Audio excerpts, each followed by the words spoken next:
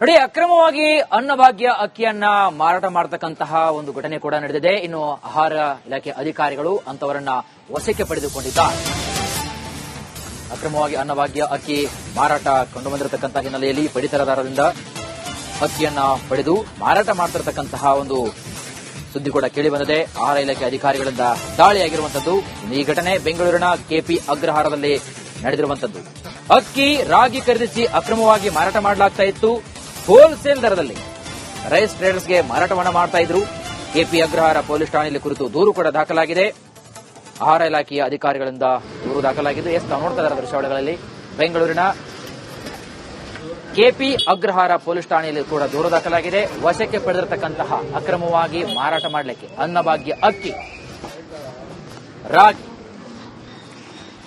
ಇವುಗಳನ್ನ ಅಕ್ರಮವಾಗಿ ಮಾರಾಟ ಮಾಡಲಿಕ್ಕೆ ಯತ್ನಿಸಿದ್ದಾರೆ. ಕೂಡಲೇ ಒಂದು ಮಾಹಿತಿ ತಿಳಿತಾ ಇದ್ದಂತೆ ಸ್ಥಳಕ್ಕೆ ಆಗಮಿಸಿರತಕ್ಕಂತಹ ಆಹಾರ ಇಲಾಖೆ ಅಧಿಕಾರಿಗಳು ದಾಳಿ ಮಾಡಿದ್ದಾರೆ.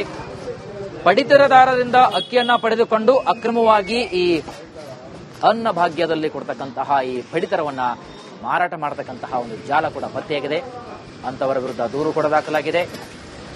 ತಾವೇನು ಸ್ಕ್ರೀನ್ನ ಎಡಭಾಗದಲ್ಲಿ ಗಮನಿಸ್ತಾ ಇದ್ದೀರಾ, ಇದು ಅಕ್ರಮವಾಗಿ ಮಾರಾಟ ಮಾಡಲಿಕ್ಕೆ ಯತ್ನಿಸತಕ್ಕಂತಹ ಅಕ್ಕಿಯನ್ನ ಇದೀಗ ಅಧಿಕಾರಿಗಳು ಸೀಸ್ ಮಾಡಿದ್ದಾರೆ.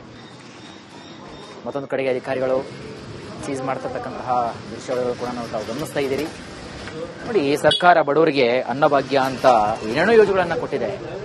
ಹಸಿ ಮುಕ್ತ ಕರ್ನಾಟಕ ಮಾಡಬೇಕಂತ ಸರ್ಕಾರ ಏನೇನೋ ಒಂದು ಯೋಜನೆಯನ್ನು ಕೊಟ್ಟಿರುತ್ತೆ. ಅದೇ ರೀತಿಯಾಗಿ ಇಂತಹ ಒಂದು ಅನ್ನಭಾಗ್ಯ ದುರಾಡಳಿತಕ್ಕೆ ಇದು ಎಡೆ ಮಾಡಿಕೊಡ್ತಾ ಇದೆ, ಮಿಸ್ಯೂಸ್ ಆಗ್ತಾ ಇದೆ. ಹಾಗಾಗಿ ಇಂತಹ ಒಂದು ಜಾಲವನ್ನ ತಡೆ ಹಿಡಿಬೇಕಾಗತ್ತೆ, ಬೇರು ಸಮೇತ ಕಿತ್ತು ಹಾಕಬೇಕಾಗತ್ತೆ. ಕೆಲವೊಂದು ಕಡೆಗೆ 3 ಹೊತ್ತಲ್ಲ, ಒಂದೊಂದು ಹೊತ್ತು ಊಟ ಮಾಡಲಿಕ್ಕೆ ಕೂಡ ಅಕ್ಕಿ ಗತಿರಲ್ಲ. ಅಂಥದ್ರಲ್ಲಿ ಇಂತಹ ಕಾಳಸಂತೆಯಲ್ಲಿ ಅನ್ನಭಾಗ್ಯ ಅಕ್ಕಿಯನ್ನು ಮಾಡ್ತಾರಂತಂದ್ರೆ ಇಂಥವರಿಗೆ ಏನ್ ಹೇಳಿ. ಆಹಾರ ಇಲಾಖೆ ಅಧಿಕಾರಿಗಳು ಇಂತಹ ಒಂದು ಟೀಮ್ ಅನ್ನು ಸಂಪೂರ್ಣವಾಗಿ ಬುಡ ಸಮೇತ ಕಿತ್ತು ಹಾಕಿದ್ರೆ ಮಾತ್ರ ಸಂಪೂರ್ಣವಾಗಿ ಆ ಒಂದು ಫಲಾನುಭವಿಗಳಿಗೆ ಅಕ್ಕಿ ಲಭ್ಯವಾಗುತ್ತೆ. ನೋಡಿ, ಅನ್ನಭಾಗ್ಯ ಫಲಾನುಭವಿಗಳಿಂದ ಅಕ್ಕಿಯನ್ನ ಪಡೆದುಕೊಂಡು ಕಡಿಮೆ ದರದಲ್ಲಿ ಅದನ್ನ ಹೋಲ್ಸೇಲ್ ಟ್ರೇಡ್ ಅಲ್ಲಿ ಮಾರಾಟ ಮಾಡ್ತಿದ್ದಾರೆ. ಹೆಚ್ಚಿನ ಮಾಹಿತಿಯನ್ನು ಕೊಡ್ತಾ ಹೋಗ್ತಾರೆ ನಮ್ಮ ಪ್ರತಿನಿಧಿ ಚರಣ್ ದೂರವಾಣಿ ಸಂಪರ್ಕದಲ್ಲಿದ್ದಾರೆ. ಎಸ್ ಚರಣ್, ಏನು ಕಾಳಸಂತೆಯಲ್ಲಿ ಅನ್ನಭಾಗ್ಯ ಅಕ್ಕಿ ಮಾರಾಟ ಮಾಡ್ತಾ ಇದ್ದಾರೆ, ಸದ್ಯಕ್ಕಂತೂ ಸೀಸ್ ಮಾಡಿದ್ದಾರೆ. ಇನ್ನೂ ಬೇರೆ ಬೇರೆ ಇರತಕ್ಕಂತಹ ಜಾಲ ಏನಾದರೂ ಪತ್ತೆಯಾಗಿದೆ? ಹೆಚ್ಚಿನ ಮಾಹಿತಿ ಏನೆಲ್ಲ ಕೊಡ್ತೀರಿ ಚರಣ್?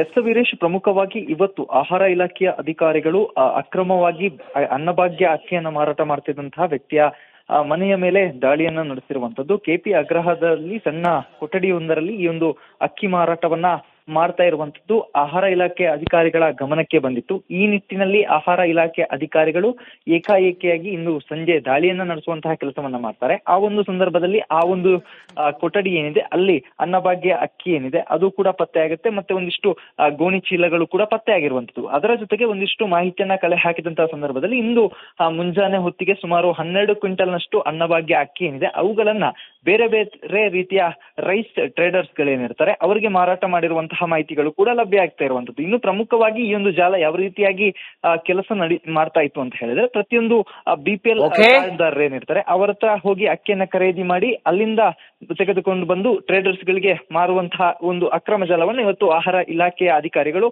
ಪತ್ತೆ ಹಚ್ಚಿರುವಂತದ್ದು. ವೀರೇಶ್.